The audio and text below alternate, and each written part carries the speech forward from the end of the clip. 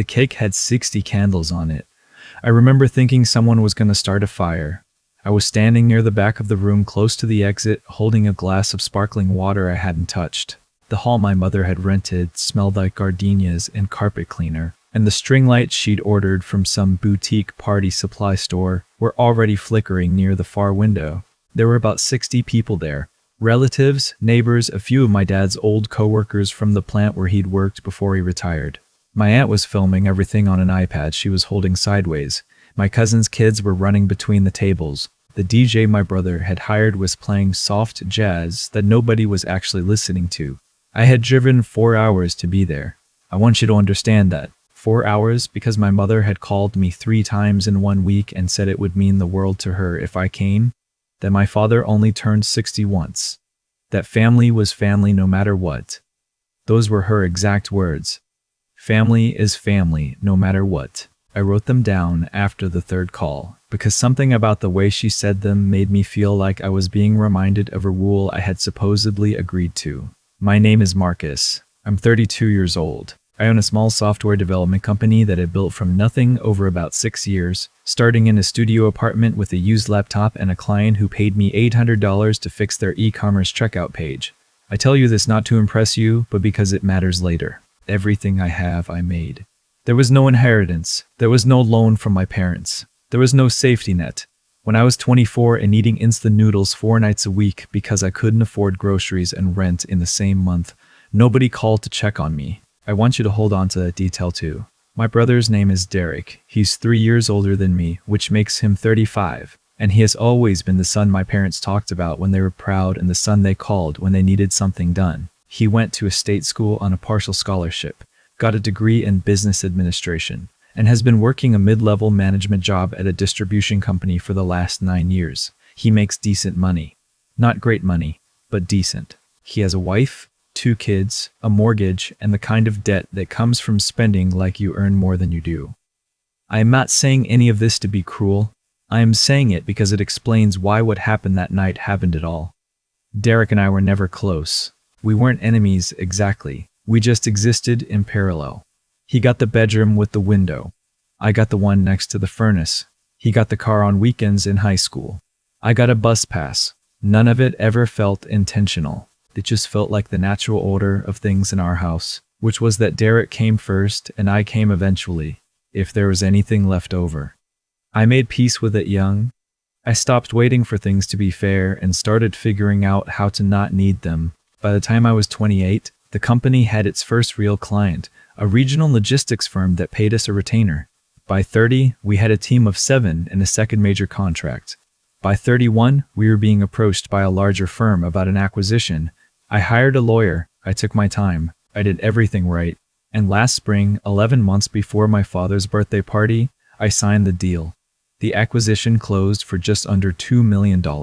I won't give you the exact number because it doesn't matter, and because it isn't your business, but I will tell you that it was enough that I could breathe for the first time in my adult life. I did not tell my family right away. I told my lawyer, my accountant, and my best friend. Then I went home, ordered a pizza, and sat on my couch watching a nature documentary about migratory birds until I fell asleep. That was my celebration. I was happy. Quietly, privately, completely happy. My mother found out about it 4 months later, through someone my cousin knew who worked at the firm that acquired us. I got a call, she cried. She said she was so proud of me. She said she always knew I would do something great. I listened, thanked her, and kept the conversation short. I had learned over the years that my mother's enthusiasm came in 2 varieties. The kind that was genuine, and the kind that was the first stage of a request. I had no way of knowing which one this was yet. I hoped it was the first kind. It wasn't. The night of the party, I arrived about 40 minutes early to help set up, which was something my mother had specifically asked me to do. Derek arrived 15 minutes before the guests. He helped himself to the shrimp cocktail and spent most of the setup time on his phone near the bar. Nobody said anything to him about it. I rearranged centerpieces and carried folding tables in from the parking lot. My father was brought in at 7. He looked good, older, a little slower, but genuinely happy in the way that people are when they're surrounded by people they love and there's good food. He hugged me when he saw me. He smelled like the same cologne he'd worn my entire life. I felt something loosen in my chest when he hugged me, something I hadn't realized had been clenched. He said, "You came?" like he hadn't been sure I would. I said of course I came. He said he was proud of me. I told him happy birthday. Dinner went the way these things go. People told old stories. Someone gave a toast that went too long. The kids fell asleep under a table. My aunt cried twice, once at the toast and once when the song that played at my parents' wedding came on. I ate. I talked to a few relatives I hadn't seen in years. I answered the question, "So what do you do now?" about 11 times. Derek gave a speech just before the cake. He talked about growing up, about my father teaching him to drive, about the camping trips they'd taken when we were kids. He said my father was his role model. He got emotional at the end. People clapped. My mother was wiping her eyes. I clapped too. I meant it. It was a good speech. What happened after the cake is what I need to tell you about. My mother stood up after everyone had sung and my father had blown out the candles. She tapped her glass with a fork, which meant she had something to say and wanted everyone to hear it. I assumed she was going to make a toast. I picked up my water glass. I was ready to raise it. She started the way I expected. She talked about my father, about 60 years of a life well lived. She talked about the family they'd built together. She talked about her sons and how proud she was. She looked at Derek. She looked at me. I felt the room warm slightly, the way it does when something sentimental is happening and everyone is leaning into it. Then she said something that I will remember for the rest of my life. She said, "And as a very special birthday gift to your father, Marcus has agreed to transfer his shares in the new venture, the proceeds from his acquisition, into a joint account for the family, so that your father can retire in the comfort he deserves, and so that Derek and his family can finally get out from under their debt." The room went quiet, not a held breath quiet, a confused, blinking, looking at each other quiet, like when someone says a punchline and nobody knows if it was a joke. I did not move. I did not speak. I set my water glass down very carefully on the table in front of me, because I needed something to do with my hands. My mother was still standing, still smiling, looking at me with an expression that said, "Now you confirm it." Like we had rehearsed this. Like I was supposed to nod and say, "That's right," and let 60 people be witnesses to a transaction I had never agreed to, had never even been asked about in clear language, had been maneuvered into with the birthday party and a 4-hour drive and the words, "Family is family, no matter what." I looked at my father. He was looking at his plate. I looked at Derek. He was looking at me with an expression I had seen before, not exactly guilty, not exactly innocent. The expression of someone who already knew what was in the envelope before it was opened. I said, clearly and without raising my voice, "I didn't agree to that." My mother's smile didn't waver. She said, "Marcus, this isn't the place."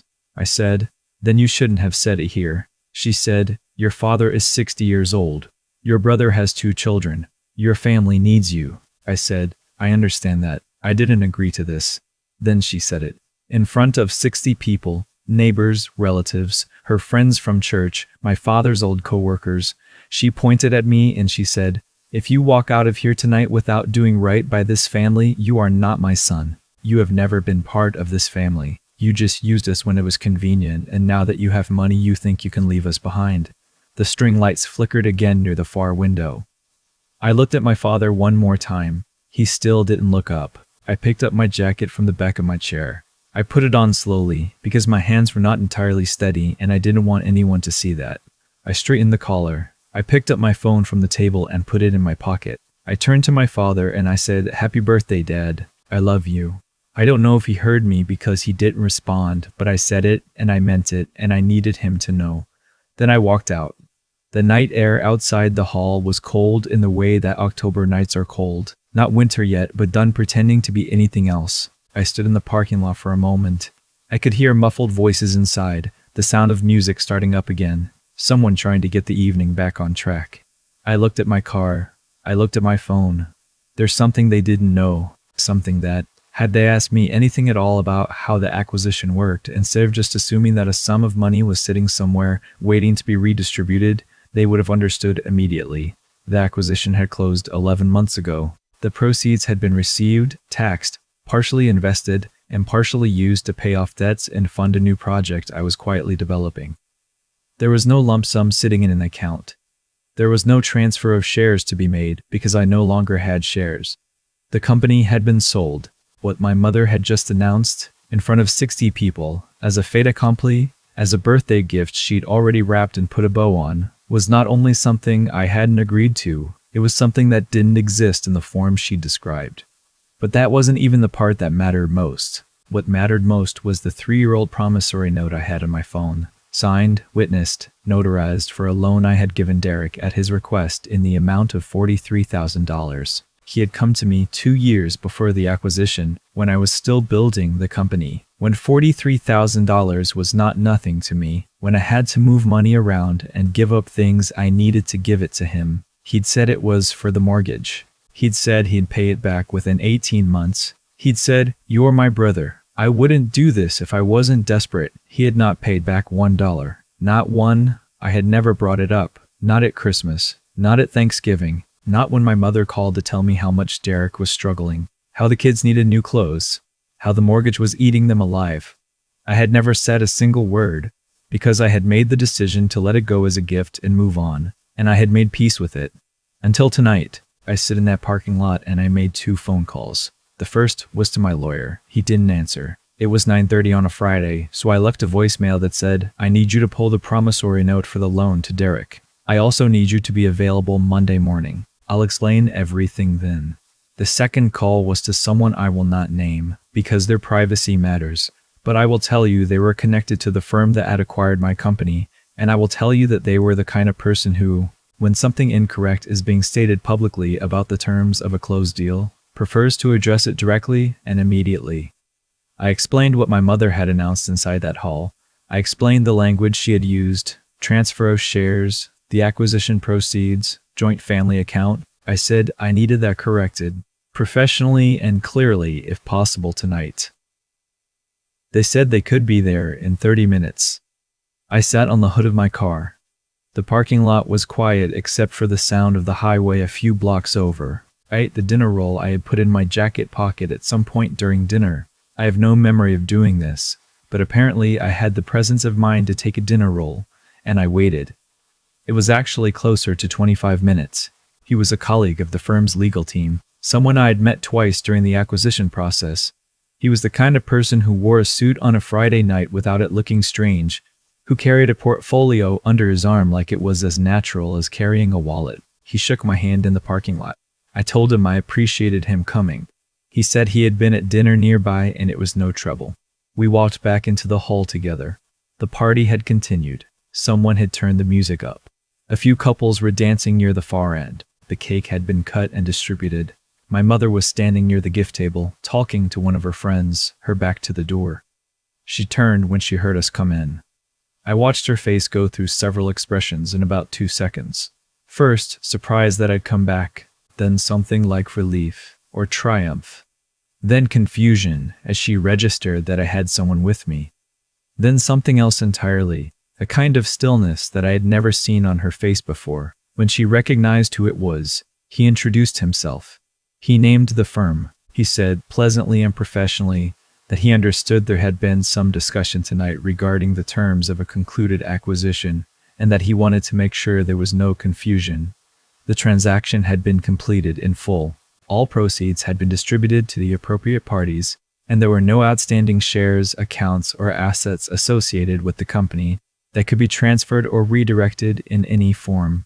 He said it the way lawyers talk when they want to be clear without being threatening. He said it loud enough for the people nearby to hear, which was, I will admit, intentional on both our parts.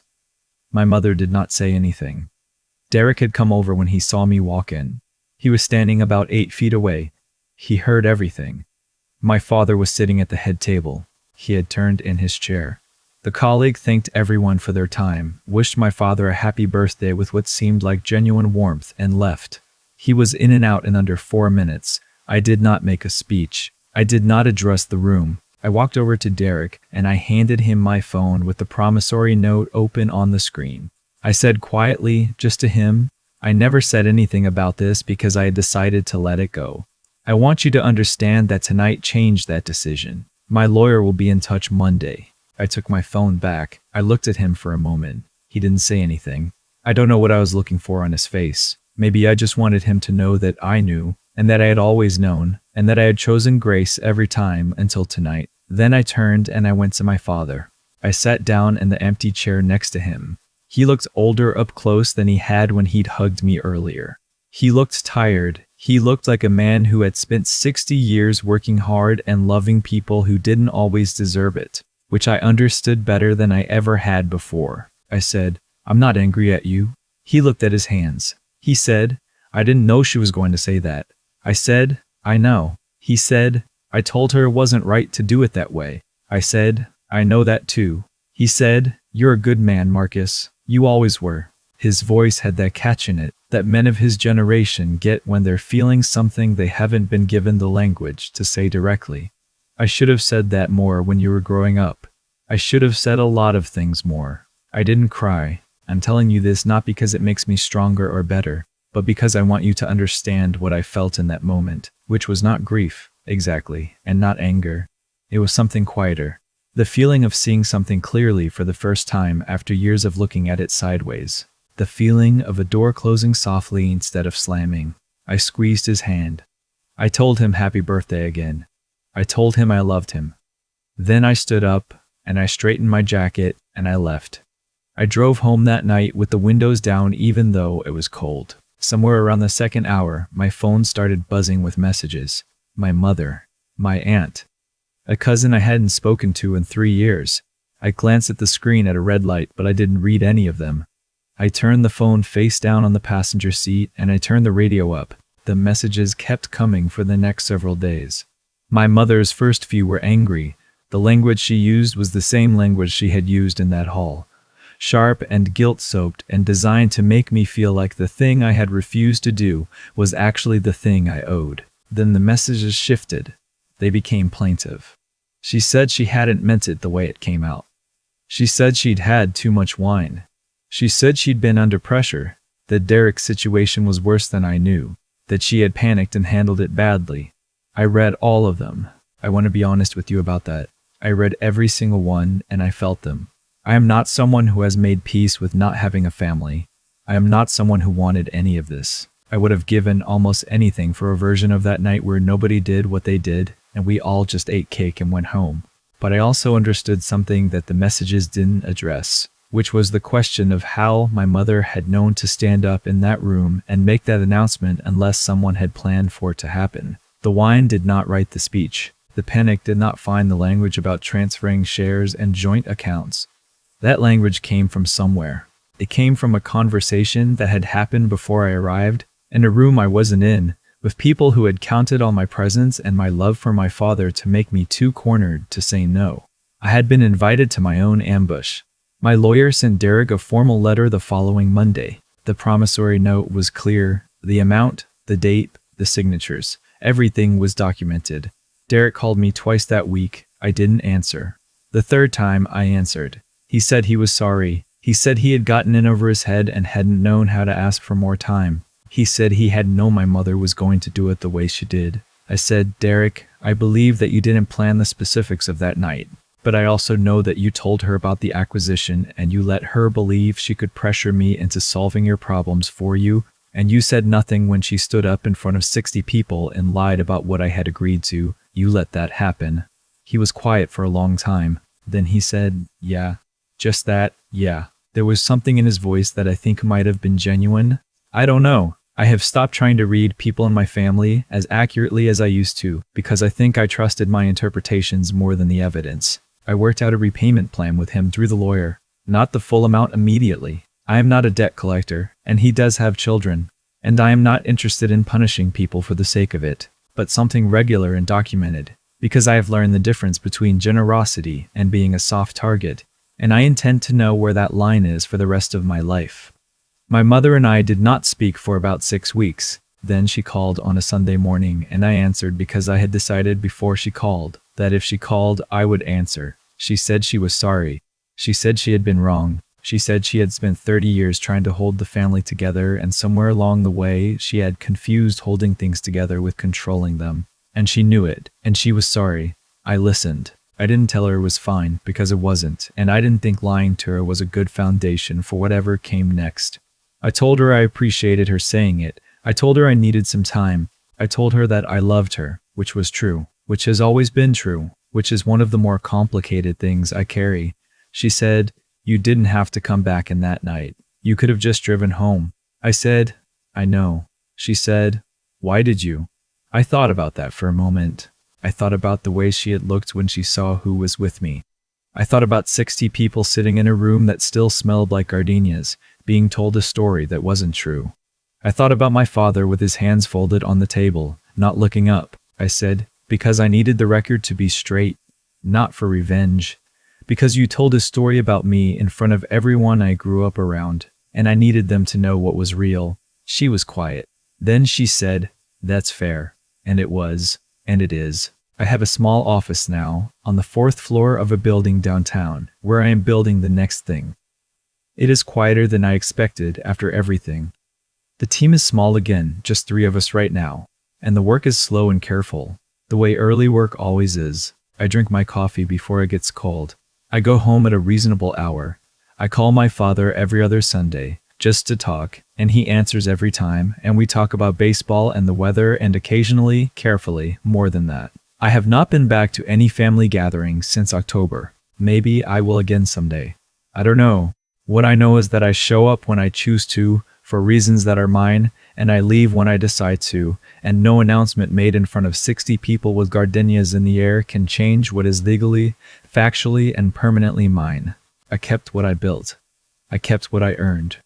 And on the drive home that night, with the windows down and the radio up and the cold October air coming through the car, somewhere around the 2nd hour, I laughed. Not a bitter laugh, not a relieved laugh, just a laugh. The way you laugh when something absurd has finally ended and you realize you are still whole, still standing, still entirely yourself.